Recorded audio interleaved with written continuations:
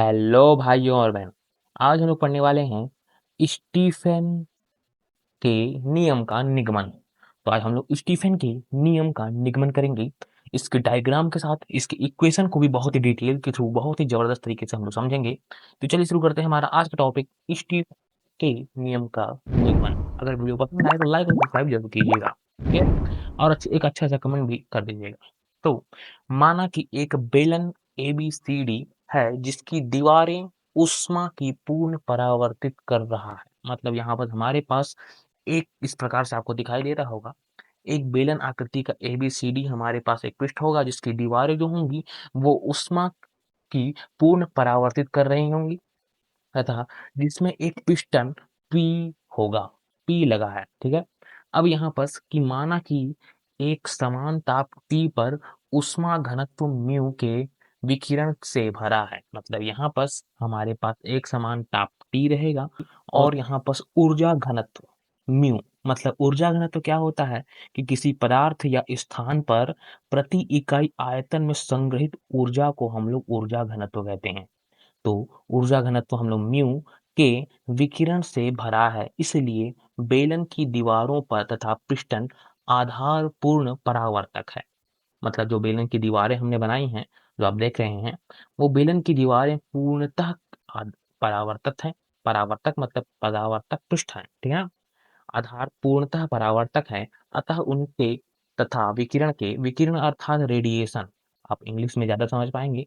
विकिरण होता है, एक रेडिएशन होती है, से भरा है, इसलिए बेलन की दीवारें तथा पिस्टन आधार पूर्ण परावर्तक हैं।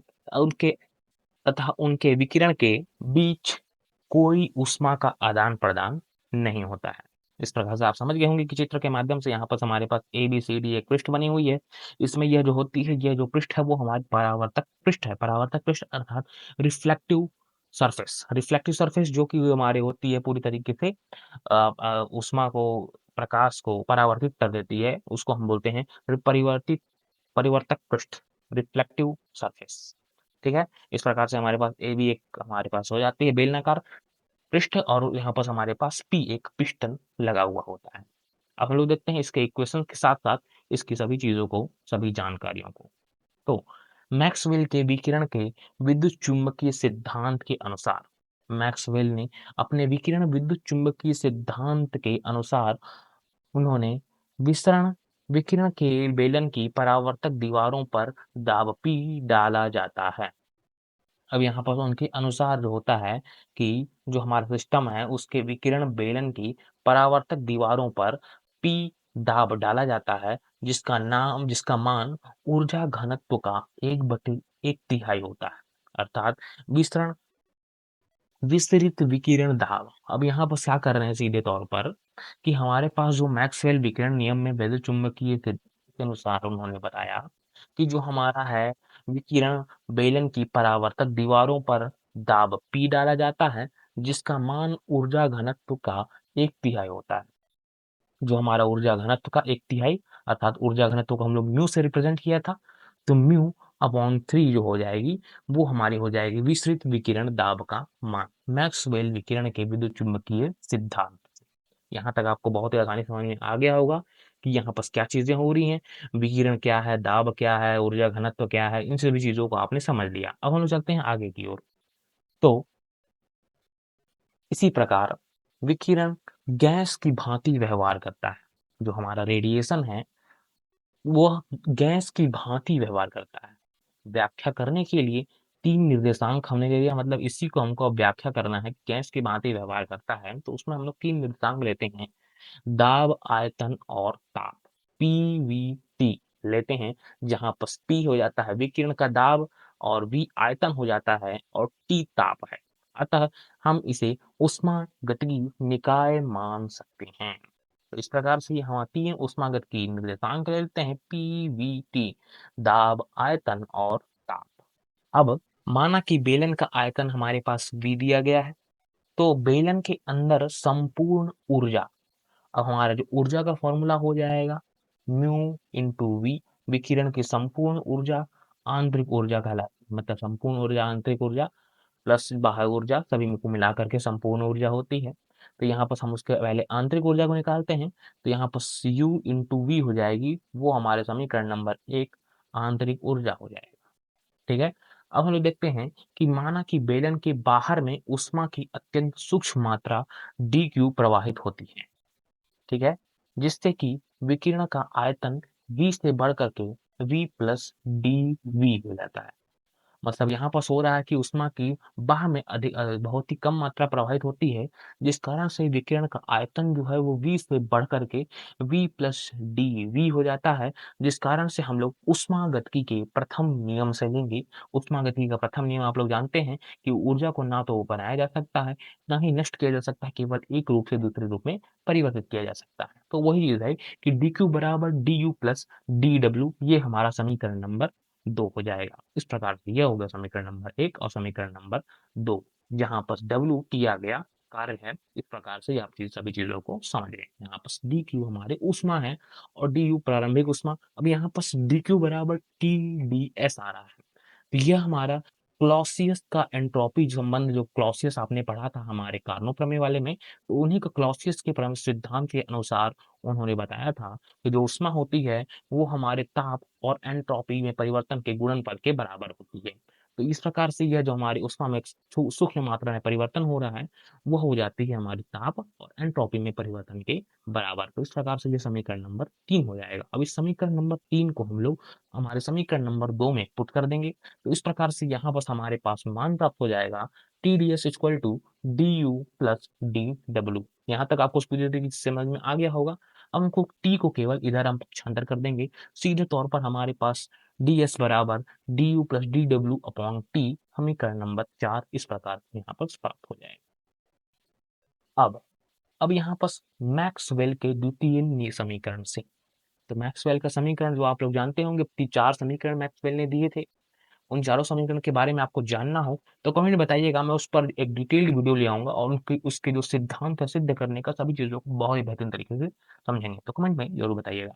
तो मैक्सवेल का द्वितीय समीकरण, इसको आपको ध्यान में रखना होगा, ds upon dv t equal to dp dt का होल में, मतलब यहाँ पर हमारे पास तापमान स्थिर है, यहाँ पर आयतन को स्थिर है, इसलिए यहाँ पर हम कोष्टक के बाहर में भी लिखे हैं, यहाँ पर टी लिख दिए हैं। इस प्रकार से यहाँ पर एंट्रोपी, आयतन, ताप, दाब, ताप और आयतन, इस प्रकार से ये हो जाता है हमारा मैक्सवेल का द्वितीय समीकरण, जिससे हम लोग समीकरण नंबर 5 दे देते हैं।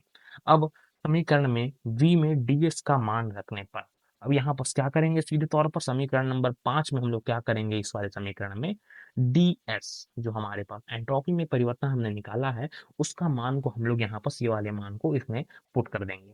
ठीक है। तो यहाँ पर जैसे ही हमने सभी मानों को पुट किया, तो du plus dw upon t, जो हमारा ds का मान हमने निकाला था, सीधे तौर पर हमने रख दिया समीकरण में। अब समीकरण को केवल और केवल सॉल्व करते चलना है, सीधे आपका आंसर आपके सामने हो जाएगा। ठीक है। अब यहाँ पर आप लोग देख रहे हैं कि 1/t जो है यहाँ पर से निकल सकता है, तो हम यहाँ पर से 1/t को बाहर निकाल देंगे, तो इस प्रकार से यहाँ पर हमारे पास प्राप्त हो जाएगा 1/t du plus pdv upon dv, और ये वाला समीकरण जैसे का तैसा हमने उतार दिया है। अब यहाँ पर आप लोग देख रहे हैं कि इस वाले हम जो लघुत्तम निकला हुआ है, इसको हम अलग अलग करेंगे तो कुछ इस प्रकार से लिखा जा सकता है। ठीक है। ये तो आपको समझ में आ ही गया होगा कि du अपॉन dv, इसको हम अलग कर सकते हैं, और गुणा हो गया 1/t का इधर, तो इस प्रकार से ये लिखा गया। अगला पार्ट में pdv अपॉन dv करेंगे और 1/t का गुणा हो जाएगा, तो इस प्रकार से ये दूसरा पार्ट हो जाएगा, सीधे हमारा ये लिखा गया। अब यहाँ पर आप देख रहे हैं कि dv और dv यहाँ से कट रहे हैं ऊपर नीचे, तो ये दोनों आपस में कट जाएंगे, फिर हमारे पास p अपॉन t यहाँ पर बचेगा, और बाकी चीजें तो सीधे तौर पर उतर ही गई हैं। अब कुछ भी नहीं करना है, यहाँ पर जो हमारा t है, दोनों पक्षों से कॉमन लेकर के उस वाले पक्ष की ओर गुणा कर देंगे। इस प्रकार से यहाँ पर हमारे पास प्राप्त हो जाएगा समीकरण नंबर 6। अब यहाँ पर जो हमने मान निकाला था u का मान, u equal to u plus u into v, तथा स्मॉल u है, तथा p equal to u upon 3, मतलब म्यू अपॉन 3 जो हमने निकाला था, ये हमारा जो है ऊष्मा घनत्व है। ठीक है, आप लोग समझ गए, उस ऊष्मा घनत्व को हमने ऊर्जा घनत्व म्यू अपॉन 3, ये हमारा दाब बराबर हमने निकाला था, और म्यू इंटू वी जो है वो हमारी आंतरिक ऊर्जा हो जाती है। अब ये दोनों के मानों को हम लोग समीकरण नंबर 6 जो हमने ऊपर निकाला है उसमें सीधे तौर पर पुट कर देंगे, तो इस प्रकार से हमारे पास समीकरण प्राप्त हो जाएगा। यहाँ पर हमने u का मान रखा है, इस वाले मान की जगह में इस वाले मान को पुट करेंगे, टी के मान की जगह हम इस वाले मान को पुट करेंगे, तो यहाँ पर आपको सीधे दिख रहा है कि इस वाले मान की जगह इसको पुट करेंगे तो ये आ जाएगा, इस वाले मान को यहाँ पर पुट करेंगे तो इस प्रकार से हमारे पास समीकरण नंबर प्राप्त हो जाएगा। सीधे तौर पर हमारे पास यहाँ पर भी हम पी के मान को पुट करेंगे तो हमारे पास कुछ इस प्रकार से समीकरण नंबर प्राप्त हो जाएगा। तो इस प्रकार से आप समझ गए होंगे कि हमने केवल और केवल इस वाले दोनों मान को हमारे ऊपर वाले समीकरण में पुट कर दिया है।